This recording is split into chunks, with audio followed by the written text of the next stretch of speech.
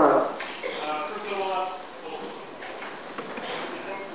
First of all, I guess you're going to hear that a lot, but that's an absolutely beautiful movie, so congratulations for that.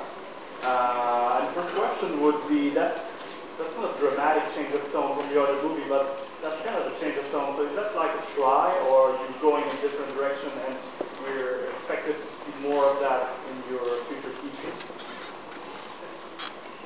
That's a really good question. I've been getting that a couple times. I'll tell you the whole story. It's a little long, but I showed Hair High here, 4 years ago? I thought that was the greatest film I ever did. I mean, got great, David Carradine, Keith Carradine, Sarah Silverman, Martha Plimpton, Matt Groening, voices. I spent a lot of money on that film, and it just did not perform the way I thought it would. I was very disappointed. And so I said, screw you, I'm going to make a film just for myself. I don't care what the audience thinks. I'm just going to have fun with it, draw these crazy characters, make it a little darker. And it just sort of seems like it's a maturation process, that I'm getting a little bit more sophisticated perhaps. It's not just out for the crazy jokes. And so this film was a lot smaller film. It's probably 1/4 the budget of Hair High. And I did it a lot quicker. So it's a couple of things. Also, this is digitally scanned, so I was able to really play with the contrast and the tone and give it that noir look that really is hard to do when I'm doing cell animation. It's just much easier digitally to add that little darker aspect. So those are a couple of reasons why this film is so different than my previous work. And it is, I have been quite shocked with the reception that's been getting everywhere. I wasn't ready for that, because I just thought this is kind of more of a flippant film. It's just sort of like, oh, just something dark and depressing, and just see what happens. So I've been very happy with the reception. In fact, please stop by. I'll have a table outside after the screening. I know you can see some of the original drawings. I brought some of the original drawings from the film, so you can check it out and see how it's just pencil on paper, scanned, and then it was colored digitally. Anybody else?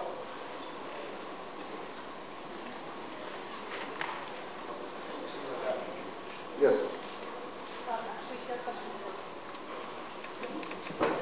I wanted to know how things like the animation show and popularity of short animation is changing. How do you feel it's changing animation, or is it better? Yeah, it's funny because I got out of school in 1970, I think, something like that, and animation was dead. There was zero animation going on except for Hanna-Barbera, which I hated. And then around 85, I did a film called Your Face, which really was really my breakthrough film, actually my first film, and it really took off, much to my surprise. And it just seemed like that timing was so I don't know, lucky, I guess. At that time, Spike the Mike was coming out, the Tournée of Animation was coming out, Japanese animation was starting to hit hard, Roger Rabbit came out, a little bit later The Simpsons came out. Just those 5 years between 85 and 90, all of a sudden animation exploded. And people all over the world just started, getting excited about animation. Then Disney started bringing out all those films, and DreamWorks and Pixar. So I don't know why that happened, but the animation show, which you mentioned, is one of my favorite shows. I love those guys, Mike Judge and Don Hertzfeld, and they've been big supporters of my short films. So I really enjoy working with them. In fact, Hot Dog, my new short, is also in the new animation edition animation show. Does that come up here, by the way, in Montreal? Yeah, check it out. It's really great this year. Really got some great stuff, and I try and support as much as possible. It's really a really great show, and that's a lot of people see my shorts only through the animation show. So any way I can boost the animation show, I will.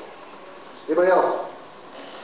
Right behind you, yes. I just had a question about the funding or the development of the film in terms of, you don't get a film in a vacuum. You have to have certain investment involved. I know certain what?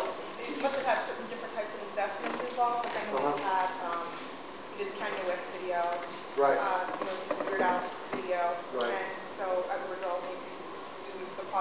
point of view, but you also have an emotional investment over 2 years. And I was just wondering, what were the things that were surprising you or helping you while you were making the film? Everybody hear the question? Okay. In a nutshell, she was saying, what sort of things helped me as I was making the film, financially or emotionally or creatively? All of them. What were some of the things that were sort of keeping you going? Right. Well, you watch a lot of TV, I guess. She's seen my Kanye West video. By the way, I'm working with a book, or with Kanye West on a book that's coming out in the fall. It's called Through the Wire. It's 10 of his songs, lyrics of his songs, and I illustrate each of the lyrics, and that should be out hopefully in November or something like that. And I'll be honest with you, I pretty much paid for this film out of my pocket. I did have pre-sales in France for about $10,000 or $20,000, something like that. That helped. The shorts, through the animation show, television, places like that, I get most of my money from the shorts. I haven't done that many commercials or commercial projects. Those 2 music videos, those were a big help, that's true. But most of the money I get to finance this film is through my shorts and my merchandise, books, DVDs, posters, things like that. That's how I keep my office going. It's not a big office. I think we have like 4 people, 5 people. I do all the drawing. I have a staff that runs the office and does the compositing and scanning and coloring and all that sort of stuff. So it's a pretty low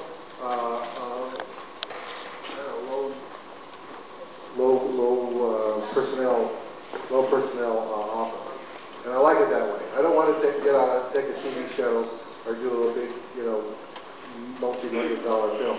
I like kind of a boutique kind of studio, and I like that. It's very comfortable. Okay, one more. Okay, over here.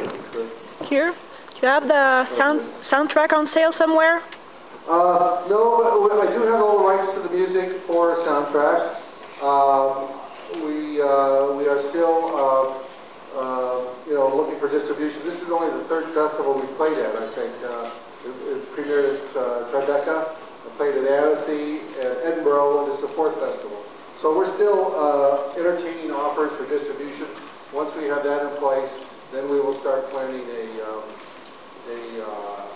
CD, and what we want to do a graphic novel of it, and we have all sorts of ideas, maybe even a Bill Plympton, how to make $1 million doing independent films kind of thing. This is our master plan. So we have a lot of ideas for projects we want to do when the film is released theatrically. And I really have no idea when that'll be. God only knows, right? I mean, we're working on it. Tell your friends, if you have a blog, tell people how great the film is, and maybe somebody at Sony Picture Classics will give you a call. I do want to remind you, I do have a table outside. This is how I remain independent, is by selling my DVDs and books. This is how I can stay in New York and keep making the films.